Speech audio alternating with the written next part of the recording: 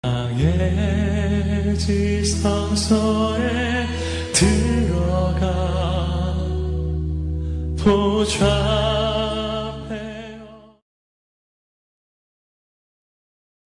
할렐루야. 우리 호산나 찬양대가 달라졌어요. 얼마나 은혜로운지 몰라요. 찬양만 들어도 은혜가 넘치.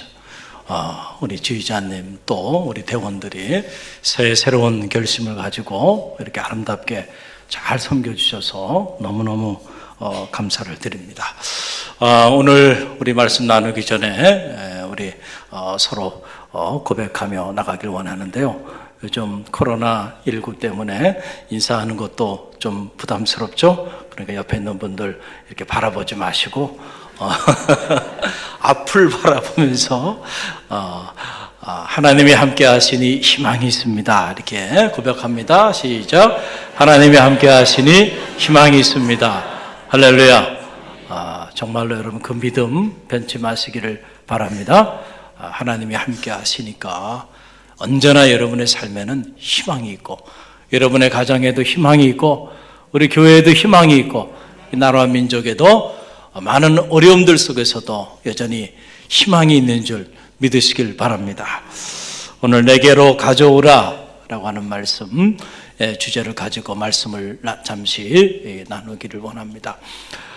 우리가 신앙생활 하면서 하나님의 그 일하심의 원리를 이해하는 것은 참 중요합니다. 왜냐하면 믿음의 길이라는 것은 다른 것이 아니죠. 하나님 앞에 서는 일이고, 그리고 하나님의 행하시는 그 일을 헤아려 하나님의 뜻에 부합된 삶을 사는 일이기 때문에 그렇습니다. 그런데 우리가 하나님이 우리를 통하여 어떻게 일하시는지 그 일하심의 원리를 모르면 때로 우리가 하나님을 오해하게 돼요.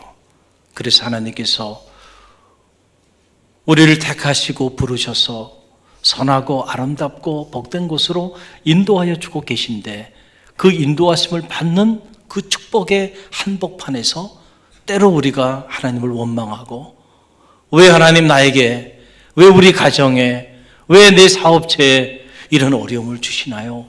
하면서 불평하고 원망하고 낙심하고 어떤 경우에는 좌절하고 절망할 때도 있다는 거죠. 얼마나 안타까운 일이에요. 지금 하나님이 여러분에게 놀라운 일을 행하여 주시기 위해서 일하고 계신데, 그 일하심의 한복판에서 우리가 그런 안타까운 마음을 품고 나간다고 한다면 정말로 그것이 신성모독이 될 수 있다. 그렇기 때문에 우리가 하나님이 우리를 통하여 어떻게 일하시는지 그 일하심의 원리를 아는 것은 너무 중요해요. 어떻게 알 수 있나? 여러분이 하나님의 말씀을 잘 묵상해 보세요.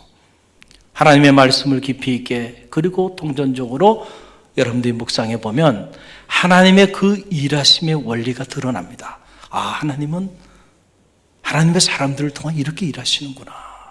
특별히 하나님이 우리를 통하여 크고 놀라운 일을 계획하고 그 일을 추진할 때 언제나 보면은 하나님이 우리의 삶을 불가능한 한계 상황으로 밀어 넣는다는 거예요. 하나님 왜 이렇게 하실까? 그러나 꼭 그렇게 하신다니까요. 불가능한 한계 상황 속에 우리의 삶을 밀어 넣는 거예요. 그리고 그 한계 상황 속에서 우리의 믿음을 시험하십니다. 그리고 때로 우리의 믿음을 연단하십니다. 그래서 우리가 생각하지도 못했던 놀라운 일을 그 한계 상황을 통해서 일하시는 것을 우리가 알게 됩니다. 이 사실을 알면은요, 때로 예기치 않은 불가능한 한계 상황 속에 여러분들이 드리워질 때 그때 무너지지 않을 수 있다는 사실을 꼭 기억하시기를 바랍니다. 여러분 보세요. 아브라함 나이 100세에 하나님이 아들 하나 준 겁니다. 이삭 100세에 얻은 아들이에요. 그런데 어느 날 하나님께서 이 아브라함을 100세에 얻은 아들을 모리아 산의 산채물로 바치라고 하는 말도 되지 않는, 정말 도저히 수용할 수 없는 한계 상황 속으로 아브라함의 삶을 밀어넣습니다. 하나님의 말씀에 도저히 순종할 수 없는, 여러분 같으면 순종하겠어요? 100세에 얻은 아들을 어떻게 산 제물로 바칩니까? 하나님에도 너무하신 거 아니에요? 어떻게 나에게 이런 한계 상황 속으로 나를 밀어넣는가? 아브라함이 25년의 세월을 하나님 말씀, 하나님 언약만 믿고 그리고 믿음으로 순종하고 또 순종하면서 달려온 세월이 있는데 이제 와서 아들 하나 주고 그 아들을 내게 바치라고 하니 너무 야속하신 하나님이고 도저히 그 음성 수용할 수 없는 그런 불가능한 한계 상황이죠. 그러나 하나님은 아브라함을 그 한계 상황 속에 밀어놓고요, 아브라함의 믿음을 시험하십니다. 할렐루야. 그 한계 상황을 통하여 하나님은 아브라함에게 여호와의 이레의 축복, 열국의 아비가 되는 축복을 허락해 주셨다는 사실을 여러분 꼭 기억하시길 바랍니다. 여러분, 오늘 성경 안에도 보면 오늘 본문의 말씀 안에도 그런 불가능한 한계 상황이 이렇게 등장하고 있는 걸 보게 돼요. 빈들입니다. 해는 저물었어요. 그런데 장정만 5천 명이, 어린아이와 여인들까지 포함하면 한 7천 명 좋게 되었을 겁니다. 이렇게 많은 무리들이 빈들에서 먹을 양식이 떨어지는 이런 한계 상황에 봉착하게 됩니다. 보리떡 5개, 물고기 2마리밖에 없어요. 여러분, 이거 가지고 누구를 먹입니까? 이걸 가지고 어떻게 장정만 5천 명이 되는 사람들의 양식을 해결할 수 있겠습니까? 한계 상황이죠. 주님을 따라 나섰고 주님의 말씀을 사모하는 마음으로 그렇게 나아간 자리가 빈들이었고, 그리고 먹을 양식이 떨어져 배고픔과 굶주림 속에 던져지는 이런 안타까운, 이해되지 않는 상황 속으로 그들을 밀어넣은 거예요. 여러분, 이 먹는 문제는요, 정말 간단한 문제가 아니에요. 우리가 생각하기에 목사님, 뭐 먹는 문제 이렇게 큰 문제입니까? 이렇게 생각할 수 있어요. 왜냐하면 우리는 너무 풍족한 가운데 살아가고 있기 때문에. 그러나 옛말에 보면요, 나흘을 굶으면 선비도 남의 집 담을 넘는다 그랬어요. 선비는 청렴과 학식과 지조를 자랑으로 평생 그렇게 살아가는 사람들 아니에요? 그런 선비도요, 나흘 굶으면요, 남의 집 담을 넘는 도둑놈이 되고 만다네요. 그만큼 굶주림의 문제, 빵의 문제, 이 문제는 그게 간단한 문제가 아니에요. 그래서 이런 말도 있잖아요. 금강산도 뭐라 그래요? 식후경이라니. 아무리 아름다운 금강산 여러분 여행을 해도요, 먹는 문제를 제대로 해결하지 않으면요, 거기 행복한 공간이 될 수 없어요. 그래서 잘 먹어야 됩니다. 여행 가면. 할렐루야. 잘 먹어야 돼. 그러고 난 다음에 배가 불러야 그때부터 여러분 그 아름다운 풍광도 즐길 수가 있는 거죠. 배가 고파서 굶주림 속에 있는데, 거친 음식을 먹고 있는데 그 아름다운 풍광이 아름답게 보이겠는가? 여러분, 그러니 한번 생각해 보세요. 장정만 5천이 넘었는데 이 많은 무리가 지금 빈들, 아무것도 없는 빈들 한복판에 해는 저물었어요. 먹을 양식은 다 떨어졌어요. 보리떡 5개, 물고기 2마리밖에 없는 이 현실입니다. 얼마나 안타까운 한계 상황입니까? 여러분, 오늘 말씀을 가만히 보니까 제자들은요, 이 한계 상황을 빠르게 위기의식을 가지고 대처하고 있는 걸 보게 돼요. 지금 예수님은 말씀을 전하시고 병자를 치유하시는 일에 집중하시다 보니까 지금 어떤 일이 일어나는지 잘 파악을 못하는 것처럼 그렇게 보여요, 이 말씀을 보면. 그래서 제자들이 상황 파악을 한 겁니다. 그리고는 주님께 나와서, 주님, 지금 하시는 일 빨리 멈춰야 합니다. Stop doing that. 말씀 전하시는 거, 병자 고치시는 거, 그거 지금 빨리 그만두시고요. 지금 이 많은 무리들을 빨리 마을로 보내서 그들 각자 먹을 양식을 구하게 해야 합니다. 그렇지 않으면 다 굶게 생겼습니다. 이곳은 빈들입니다. 하면서 제자들이 주님께 창을 넣는 그런 장면이 나와요. 여러분, 그런데 주님께서 이 제자들의 이 청을 들으시고 어떻게 반응을 보이셨나? 오늘 말씀을 가만히 읽어나가면 정말 주님은 당시 제자들과 소통이 되지 않았다. 뭐가 되지 않았어요? 소통이 되지 않았어요. 성경을 보세요. 언제나 주님은 제자들과도 소통이 되지 않고 무리들과도 소통이 되지 않고 당시 만났던 바리새인과 율법학자들과도 소통이 되지 아니하시는 주님이셨어요. 우리가 흔히 소통이 되지 않는다라고 말할 때 여러분, 누구 입장에서 하는 말이냐를 잘 들여다볼 필요가 있어요. 백성들의 입장, 제자들의 입장, 그리고 주님을 따랐던 무리들의 입장에서는 소통이 안 되는 일이지만, 만약에 주님의 입장에서 본다고 한다면 주님의 입장 역시 소통이 되지 않는 제자들, 소통이 되지 않는 무리들, 소통이 되지 않는 백성들인 거죠. 주님도 소통이 안 되셨어요. 아니, 좀 쿨하게 제자들이 어련히 알아서 상황을 파악해서 이렇게 얘기하고 제의하면, 그래, 너희가 좋은 대로 그렇게 하는 게 좋겠구나. 빨리 사람들을 보내서 먹을 양식을 구하게 하자. 이러면 멋있잖아요. 요즘 말로, 역시 예수님은 소통이 되시는 분이야. 할렐루야. 그런데 주님의 반응은 그러지 않았다는 거예요. 성경을 보세요. 16절 말씀을 보세요. 보면 예수께서 이르시되 갈 것 없다. 너희가 먹을 것을 주라. 얼마나 단호한 얘기예요. 아니, 갈 것 없다. 너희가 먹을 것을 줘라. 아니, 우리가 먹을 것이 있으면 지금 이런 제의를 할까? 아니, 제자들이 지금 5,000명, 장정 5,000명 이상을 먹을 양식을 가지고 있다고 한다면 지금 주님이 하시는 사역을 그만두라 그러고 이 무리들을 마을로 보내서 먹을 양식을 구하라 그럴까? 아니, 가지고 있는 것이 아무것도 없는데 우리에게 뭔가 풍족한 것을 허락해 주시고 그것을 나눠주라 그러면 좀 신바람나게 양식을 나눠주면서 일을 할 텐데, 보리떡 5개, 물고기 2마리밖에 없는데 갈 것 없다. 너희가 먹을 것을 줘라. 그렇게 말씀하시니, 성경에 자세히 기록이 되어 있지 않지만 아마도 제자들의 마음은 이 주님의 음성을 듣는 순간 마음에 상처가 됐을 거예요. 어떤 제자는 마음의 시험에 빠질 수도 있었을 거예요. 아니, 한번 재고해 보지도 않고 어떻게 이렇게 단호하게 거절하시고 너희가 갈 것 없다. 너희가 먹을 것을 줘라. 이렇게 말도 되지 않는 이런 말씀을 하실까? 여러분, 때때로 우리가 신앙생활 하다가 주님의 말씀을 듣다가 상처받을 수도 있어요.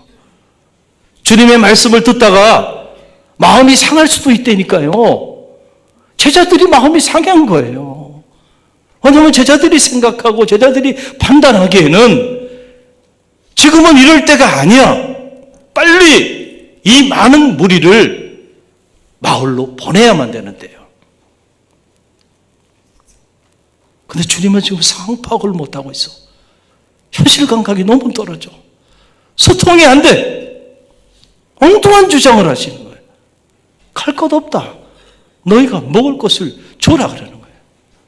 여러분, 여러분이 당시 제자의 입장이었다고 한다면 마음이 상하겠어요? 안 상하겠어요? 마음이 상하지. 에이, 내가 다시는 주님한테 청을 넣나 보자. 알아서 하세요. 알아서 하세요.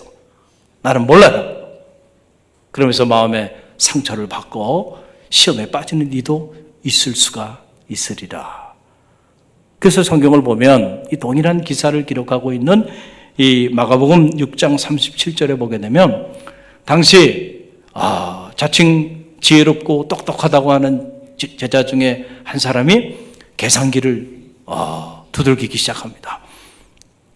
이 장정 5,000명이 넘고 어린아이와 이 여인들까지 있는데 이 사람들에게 먹을 양식을 주려면 돈이 과연 얼마나 필요할까? 자, 계산기가 두들겨지기 시작하는 거예요. 그리고 보니까 100데나리온이나 되는 돈이 필요한 거예요, 지금. 그런데 우리에게 100데나리온이 어디 있어요? 한 데나리온도 없는데, 가지고 있는 건 보리떡 5개, 물고기 2마리밖에 없는데, 지금 지금 주님이 지금 무슨 말씀하시는 거야? 대체 무슨 생각을 가지고 계신 거야? 왜 이렇게 답답해? 왜 이렇게 꽉 막혔어? 왜 이렇게 소통이 안 돼? 제자들의 입장이에요. 저는 이 제자들의 입장을 충분히 이해합니다. 저와 여러분이 이런 상황이라고 하더라도요, 아마 지금 이 제자들과 별반 다르게 반응하지 않지 않았겠나 이런 생각이 들어요. 그러니 제자들이 마음이 상했겠죠. 그 제자들이 상한 마음을 가지고 갈 것 없다, 너희가 먹을 걸 줘라. 그러니까 그 상한 마음을 가지고 제자들이 한 말이 그거예요. 불편한 마음을 가지고 주님께 나와서 말을 합니다. 주님, 우리가 가지고 있는 건 이거밖에 없습니다. 보리떡 5개, 물고기 2마리가 전부입니다. 이거 가지고 뭘 하시려고 그러세요? 이거 가지고 누구 코에 붙이겠어요? 누구를 먹이겠어요? 보리떡 5개, 물고기 2마리 가지고요. 불가능합니다. 아무것도 할 수 없습니다. 우리 가지고 이거밖에 없어요. 그리고 제자들이 주님께 말을 합니다. 그러자 참 주님의 말씀은 갈수록 태산이셔. 아니 이거밖에 없다고 현실을 눈으로 보여줬는데, 그런데 주님이 하신 말씀 바로 뭐예요? 너희가 가지고 있는 그것을 내게로 가져오라는 거예요. 할렐루야. 이야, 대체 주님이 뭘 하시려고 그러는가? 이 보리떡 5개, 물고기 2마리 가지고 이거밖에 없습니다 라고 말을 하면, 그래? 그러면 안 되겠네. 빨리 이 사람들을 마을로 보내서 양식을 구하게 해야 되겠네. 좀 그렇게 판단하실 줄 알았더니 주님이 그러지 아니하시고, 너희가 가지고 있는 그거, 보리떡 5개, 물고기 2마리 내게 가지고 오라는 거예요. 저는 지난 한 주간 이 말씀을 새벽마다 묵상했습니다. 우리가 너무도 잘 알고 있는 오병이어의 기적의 말씀이죠. 그런데 이 말씀이 다르게 다가오기 시작하는 거예요. 내게로 가져오라. 내게로 가져오라. 정말 주님이 우리 가운데 때로 우리가 오병이어 물고기 2마리, 보리떡 5개밖에 없는 그 현실, 그 안타까운 절망스러운 한계 상황 속에 처해 있는 현실, 그 현실 속에서 우리에게 보리떡 5개, 물고기 2마리 가져오라고 했을 때 과연 내가 그걸 가지고 주님께로 나갔는가? 이 영적인 물음 앞에서 영적인 도전을 받고 또 받았던 그런 시간들을 보냈어요. 그러면서 제자들이 다르게 보였어요. 그 이전과는 다르게. 놀라운 사실은요, 보리떡 5개, 물고기 2마리 가지고는 아무것도 할 수 없습니다. 불가능합니다. 그러니까 빨리 이 많은 무리들을 마을로 보내야 합니다 라고 강하게 주장했던 제자들이 어떻게 된 일인지 이 말씀을 듣고요, 순종하고 나갔다는 거예요. 저는 여기에 놀라움을 경험합니다. 가지고 오라고 해서 그거를 제자들이요, 주님께 가지고 가는 모습을 보는 거예요. 이게 쉬운 일이 아닌데, 정말 쉬운 일이 아닌데, 보리떡 5개, 물고기 2마리 뭐 하려고 그러십니까? 이거 가지고 뭐 하려고 그러십니까? 그러고는 그걸 갖다 드리겠어요? 말도 되지 않는 죄를 하고 명령을 하시는 그 주님 앞에 그냥 등을 돌려버리지 않을까. 그런데 놀라운 사실은 제자들이 자기의 판단, 자기 주장, 자기 생각, 내키지 않는 마음, 상처받은 마음, 그 마음을 조금 내려놓고, 그리고 주님이 말씀하셨으니까 그 말씀에 순종해서 보리떡 5개, 물고기 2마리를 그래도 주님께 가지고 나갔다는 거예요. 할렐루야. 오병이어의 역사는 여기서 나타나게 됐다는 사실을 여러분 꼭 기억하시기를 바랍니다. 만약에 제자들이 이 보리떡 5개, 물고기 2마리 이거 가지고 뭐 하려고 하십니까? 하면서 그들이 마음의 상처를 받고 시험에 빠져서 주님께 가지고 나오지 않았다고 한다면 오병이어의 기적은 일어나지 않았다는 사실을 여러분 꼭 기억하시기를 바랍니다. 여러분, 우리가 복음서를 보면 이와 같은 놀라운 말씀들이 가득 흘러 넘치고 있는 걸 보게 돼요. 여러분은 정말로 하나님의 말씀이 하나님의 말씀임을 믿습니까? 할렐루야. 우리 중에 많은 이들이 하나님의 말씀을 하나님의 말씀으로 믿지 않는 이들이 있는 것 같아요. 지난 주간에 우리 목회실 사역자들하고 식사를 하면서 이런저런 얘기를 나눴는데 그때 우리 전도사님이 그러시더라고요. 목사님, 신학대학의 교수님들도 하나님의 말씀을 하나님의 말씀으로 믿지 않는 것 같아요. 경전이라고 말하지 않고 수업 시간에 보면 성서라고 말을 하고 그냥 사람들이 쓴 한 권의 책, 그냥 우리의 삶에 교훈이 될 만한, 그래서 우리가 그냥 참고할 만한 그 정도의 책으로 그렇게 생각하고 그렇게 가르치는 것 같다는 거예요. 대학을 나오고 신학대학을 나오고 대학원을 나와서 이제 졸업을 앞두고 있는데 기독교의 경전, 이 경전이 하나님의 말씀이고 우리 삶의 잣대가 되고 기준이 되고 성령의 감동하심을 따라 하나님께서 친히 사람을 통하여 당신의 뜻을 계시한 생명의 말씀이라는, 여러분, 이 사실을 믿지 않고 무슨 신학을 가르칩니까? 이 사실을 믿지 않고 무슨 신앙생활을 합니까? 그게 무슨 신앙생활이에요? 저는 바라기는 우리 가운데 그런 안타까움이 없기를 간절히 바랍니다. 하나님의 말씀을 하나님의 말씀으로 인정하는 데서부터 여러분의 건강한 신앙이 시작된다는 사실을 꼭 기억하고요. 말씀을 들여다보세요.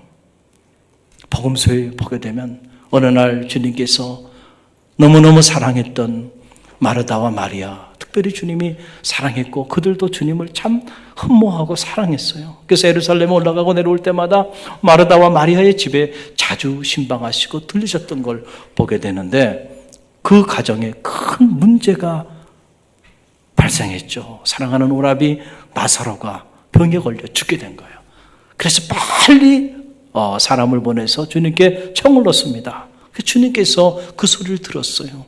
우리 생각 같으면은 당장 주님이 달려가셔서 치유하여 주시고 회복시켜 주실 텐데 어떻게 된 일인지 이 마르다와 마리아 그들을 감당할 수 없는 한계 상황 속으로 밀어넣습니다. 사랑하는 오라비가 결국 죽어 장사질에서 나흘이 된 그 상황까지 그들의 삶을 밀어넣어요. 이해가 되지 않았을 거예요. 너무너무 야속했을 거예요. 내가 지금까지 주님을 사랑하고 주님을 섬겼던 그 세월들이 정말 내가 주님을 몰랐었구나. 주님을 섬겼던 세월들이 후회스러웠을 거예요. 주님에 대한 원망과 주님에 대한 야속한 마음이 그들 마음에 가득했을 거예요. 마음에 상처가 되고 시험이 됐을 거예요. 그러지 않았겠어요? 때로 하나님이 이런 상황을 우리를 밀어넣는다니까요. 이해가 되지 않는 상황이잖아요. 그리고 주님께서 마르다에게 나사로의 무덤가에 가서 말합니다.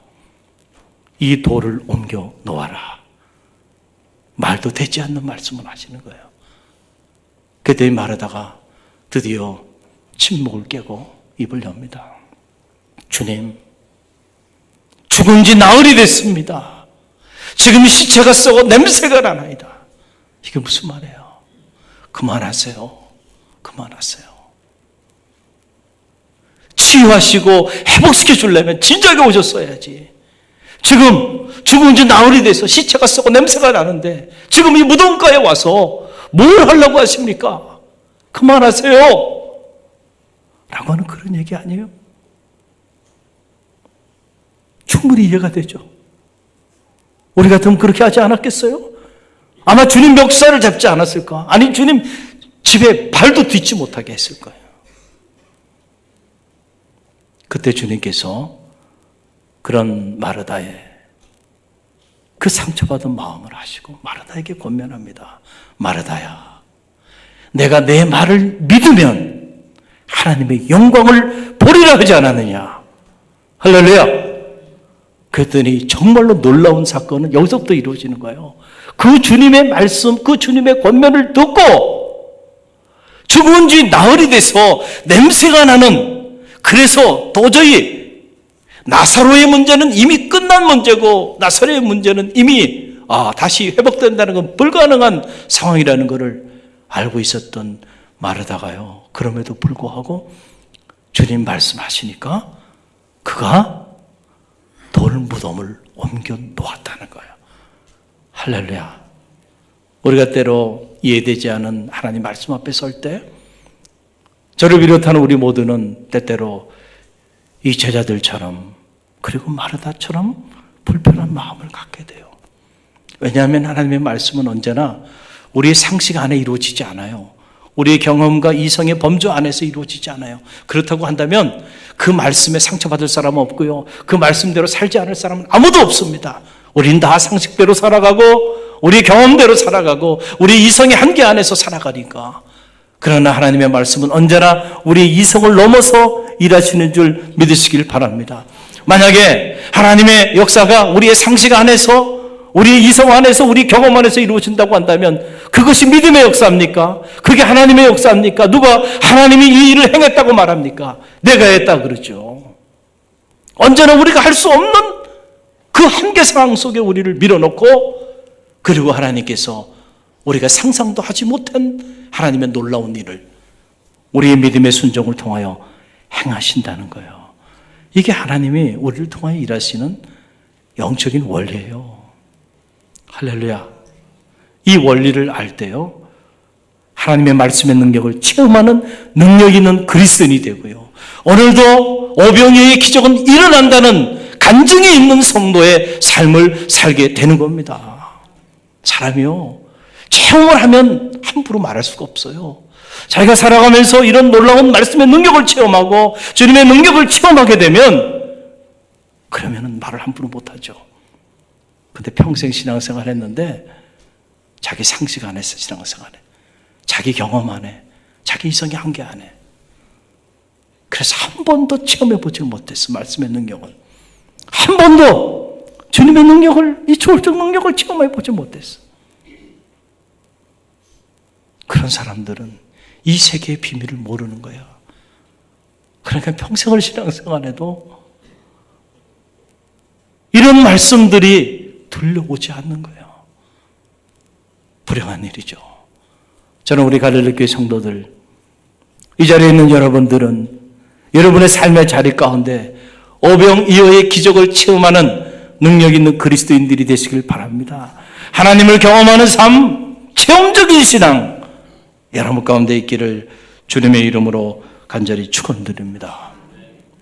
여러분, 그래서 주님께서 한 걸음 더 나가서 제자들에게 말합니다. 보리떡 5개, 물고기 2마리 가져왔잖아요. 이제는 그 가져온 것을 너희가 나누어 주라 그럽니다. 참 정말 순종하기 어려운 문제예요. 주님께 가지고 오는 거, 그건 주님과 우리의 문제니까 거기까지는 그래도 할 수 있어. 내 마음에 내키지 않아도. 그러나 그 많은 무리들 앞에 서서 그들에게 그 보잘것없는 그 초라한 보리떡 5개, 물고기 2마리 가지고 그들을 먹이겠다고 들고 나가라고요? 망신을 당하면 어떻게 할래? 그 사람들이 아니 우리를 놀리는 거냐고, 지금 뭐 하는 거냐고. 사람들 앞에 서는 일은 쉬운 일이 아니에요. 그런데 놀라운 사실은요, 제자들이 그 보리떡 5개, 물고기 2마리 가지고요, 주님 말씀하시니까 그 5,000명이, 상정 5,000명이 넘는 사람들 앞으로 가지고 가서 나눠줬다는 겁니다. 저는 이것도 기적이다. 이게 더 놀라운 기적이 아닐까. 순종할 수 있어요? 여러분, 이 상황에 순종할 수 있습니까? 여러분은 어려운 일이에요. 결코 쉬운 일이 아닙니다. 보리떡 5개, 물고기 2마리 가져왔을 때 주님께서 하늘을 우러러 그것을 축사하셨잖아요. 감사의 기도를 올리시고 축복하셨어요. 그리고는 가져가서 나눠줘라는 겁니다. 그럴 때 제자들이 상상도 하지 못했던, 장정 5,000명을 배불리 먹이고 12강주리를 남기는 이런 엄청난 역사가 나타났다는 거예요. 비록 보리떡 5개 물고기 2마리라도요 주님께 가져 나오면, 그래서 주님께서 축복하시면 이런 놀라운 역사가 오늘도 일어난다는 사실을 꼭 기억하시길 바랍니다. 제 개인적인 간증입니다. 제가 유학생활을 하면서 만 9년 참 광야 같은 시간들을 보냈어요. 임신 2개월 된 아내를 데리고 유학길에 올랐습니다. 태어나서 처음으로 미국이라는 곳을 가게 됐고, 미국에 아는 사람 아무도 없고, 저희 부모님은 제가 신학을 하는 일을 반대하셨기 때문에 제가 신학교 들어가는 순간부터 자식으로 생각도 하지 않겠다. 그러니 경제적으로도 제가 손을 내밀 수 있는 그런 상황도 아니었고, 결혼하자마자 저 수일이에 그 사글세 문간방에 잠시 몇 개월 살다가 결혼식 해서 축의금 들어온 거 그거 가지고 유학길에 오른 거예요. 가자마자 첫 번째 학기에 대학원 수업 세미나를 들은 겁니다. 첫 수업에 딱 들어가니까 그래도 한국에 있을 때는 영어도 좀 했고 또 들려오기도 하고 말도 좀 하고 글도 좀 쓴다고 생각을 했는데, 막상 수업에 딱 들어가서 앉아있는데 3시간 수업을 하는데 하나도 안 들려오는 거예요. 절망이더라고요. 절망. 자기들끼리 막 웃고 떠들면서 재미나게 수업을 진행하는데 낄 수가 없는 거예요. 너무너무 절망스러워요.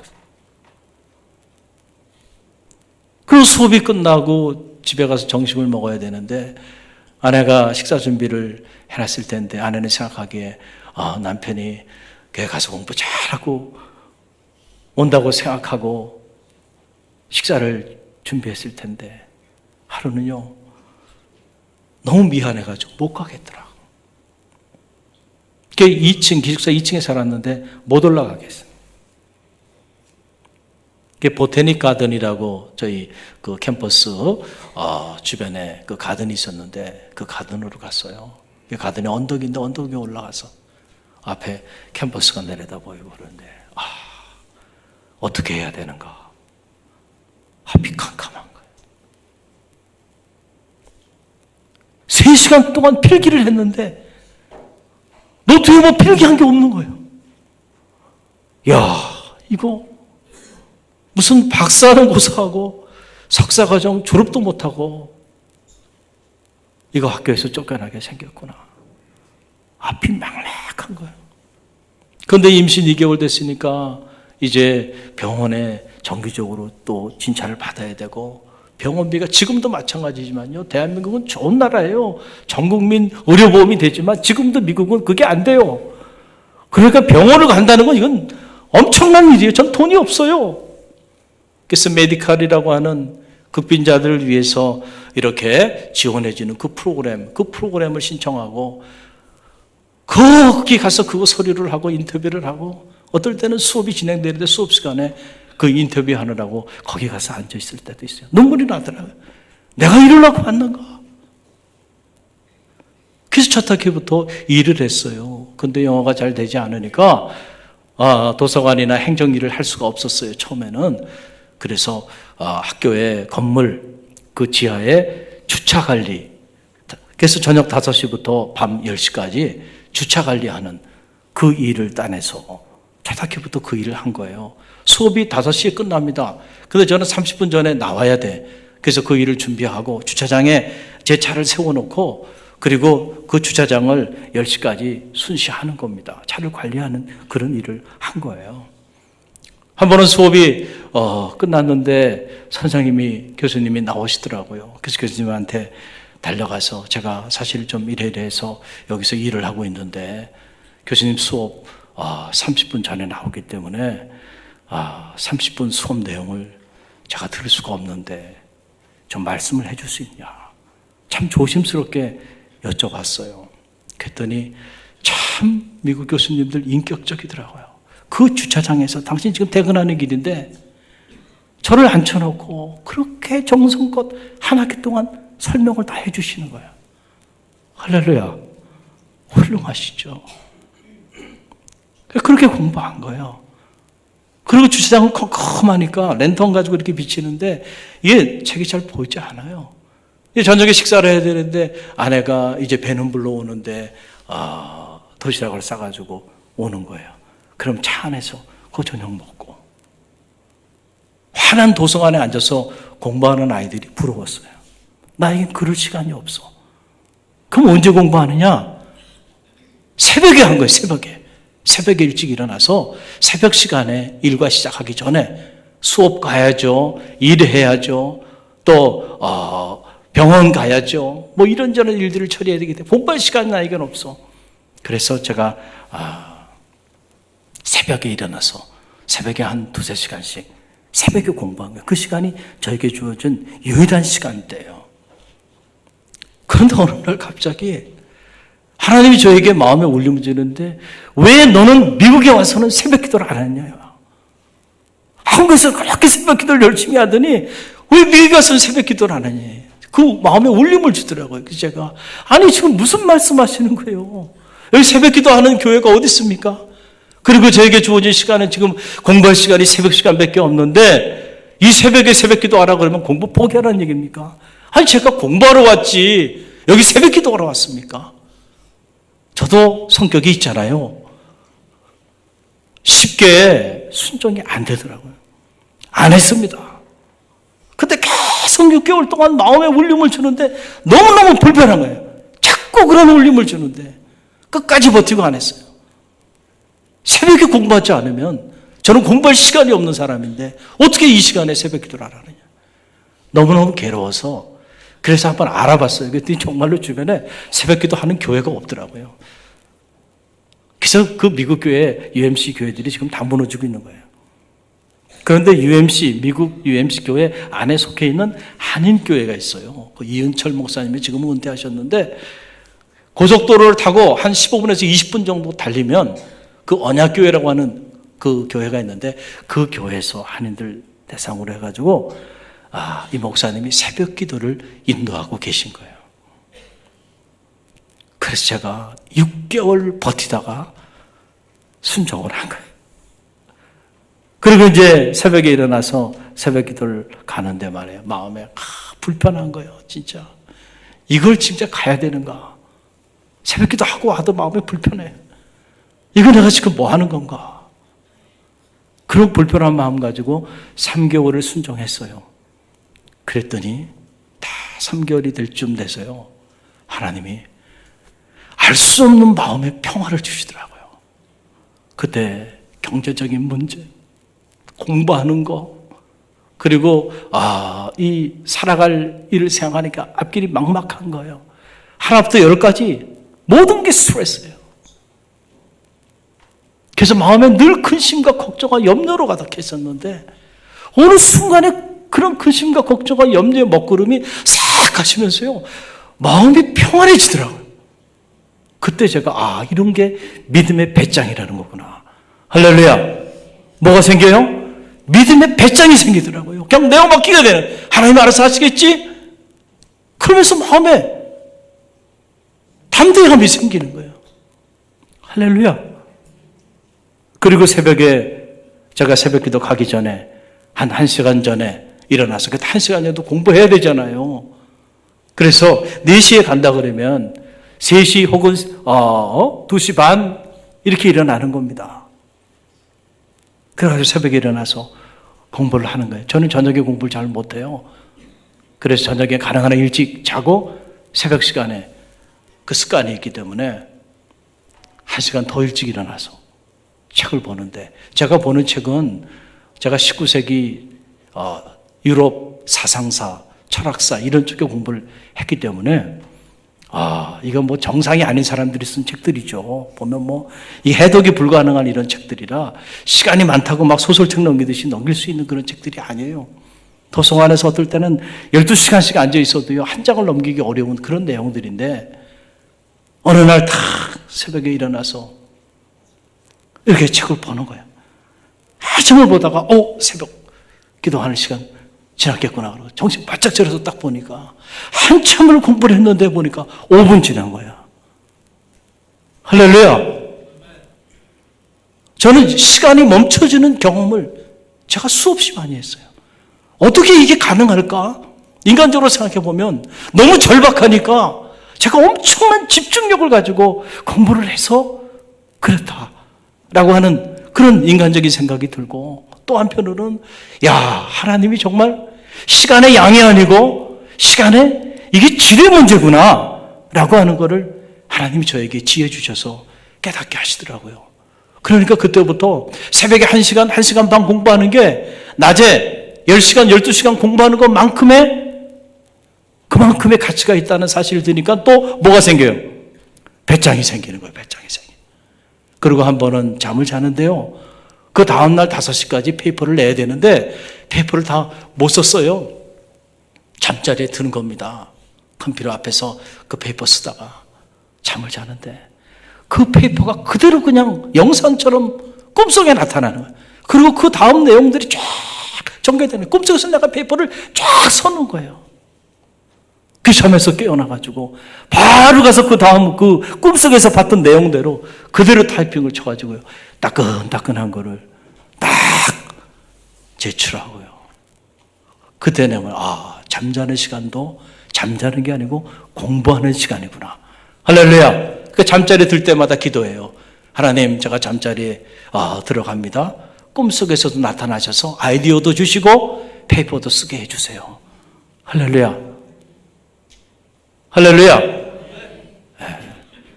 그래서 저는 그때 깨달았어요. 하나님은 우리의 의식의 세계에서만 우리를 만나주시는 분이 아니고 우리의 무의식의 세계 속에서도 만나주시는 분이시구나. 그리고 성경을 보니까 성경에도 꿈속에 나타났던 하나님에 대한 기사들이 많이 있더라고요. 야곱의 꿈속에 하나님 나타나셔서 만나주셨잖아요. 언약하셨잖아요. 여러분이 정말로 하나님의 말씀을 사모하고 간절한 마음으로 그 말씀을 붙잡고 살기를 열망하면요, 꿈속에서도 하나님은 말씀으로 여러분을 만나 주실 줄로 믿습니다. 꿈속에서 큐티도 하고 꿈속에서 목사님 설교도 듣고 그만큼 간절하고요, 그만큼 열망을 품고 나가면 하나님은 그렇게 역사하세요. 그래서 내가 알지 못했던 세계들을 알게 되고 오랜 시간을 지나야 떠오르는 아이디어들이 순간순간 운전을 하면서 하나님께서 아이디어를 떠오르게 해주셔서 도서관에 앉아있지 않아도 아이디어를 주셔서 공부하게 하시고, 할렐루야. 보리떡 5개, 물고기 2마리 밖에 되지 않는 저에게 주어진 그 새벽 시간을 하나님께 갖다 드리니까 하나님이 내가 알지 못한 놀라운 세계의 비밀을 알게 하시고 더 크고 놀라운 것들로 채워주시더라라고 하는 거예요. 여러분, 오늘도 오병이어의 기적은 일어나고 있습니다. 할렐루야. 어떤 사람들에게 일어납니까? 내가 이해되지 않아도 주님께서 가져오라 하실 때 가져나가면, 정말로 주님께 가져나가면 주님이 축복하셔서 주님이 우리도 상상하지 못한 놀라운 역사를 이루어 주신다니까요. 목사님, 시간이 없어요. 정말 시간이 없습니까? 그 시간 주님께 한번 가지고 나와보세요. 목사님, 제가 직장의 문제, 사업의 문제, 이 보통 문제가 아닙니다. 그래요? 그러면 그 문제 정말 주님께 한번 가지고 나와봤어?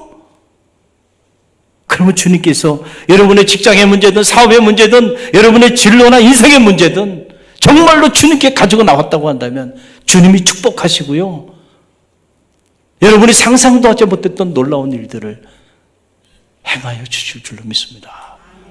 중요한 거는 오늘 우리가 우리의 주장, 우리의 판단, 우리의 생각 내려놓고요, 이해되지 않아도 마음이 좀 불편해도요, 주님께서 말씀하시면 한번 보리떡 5개, 물고기 2마리라 하더라도 한번 가지고 나와보세요. 주님이 축복하실 때는요, 세상이 감당하지 못하는 역사가 나타나게 될 줄로 믿습니다. 제가 한 주간 기도하면서 제 안에 이런저런 많은 생각들을 하면서 과연 내가 그 문제를 정말로 주님께 가지고 나와봤었는가 생각하니까 어떤 경우는 제가 가지고 나오지 않은 적도 많이 있었어요. 그리고는 그냥 근심하고 걱정하고 염려했던. 그리고 돌아보니까 이해되지 않지만 내가 고민하는 문제, 내가 그렇게 염려하는 그 문제를 믿음으로 주님께 가지고 나왔을 때 주님이 내 생각을 넘어서 놀랍게 역사하셨던 그 놀라운 일들을 생각나게 하시고 이제는 주님께 정말로 가지고 나와야 되겠다. 할렐루야. 저는 저뿐만 아니고 여러분에게도 이런 믿음의 결단이 있기를 간절히 바랍니다. 오늘 어떤 삶의 문제로 힘들어합니까? 앞이 보이지 않고 정말 사는 게 죽는 것보다 더 힘들고 사업의 문제로, 직장의 문제로, 또 건강의 문제로, 이런저런 삶의 문제로 절벽에 서 있는 것 같은, 하루하루가 살아남을 걷는 것 같은 이런 절박한 상황에 자리하고 있는 이들이 있습니까? 왜 하나님이 여러분을 그 한계 상황으로 몰아넣었을까? 여러분을 죽이기 위해서 그 한계 상황으로 몰아넣지 않았다는 사실을 기억하시길 바랍니다. 그때가 하나님의 음성을 들을 때임을 기억하시길 바랍니다. 반드시 여러분을 한계 상황에 몰아넣으신 하나님, 여러분에게 하나님께서 소리를 들려주실 거예요. 그 소리를 붙잡으세요. 그리고 이해되지 않아도요, 그 소리에 한번 순종하며 여러분의 삶의 문제를 주님께 가져나와 보십시오. 주님께서 책임져 주실 줄로 믿습니다. 오늘도 이 역사를 체험하는 갈릴리 모든 성도들 되시기를 주님의 이름으로 간절히 축원드립니다. 우리 함께 기도합니다.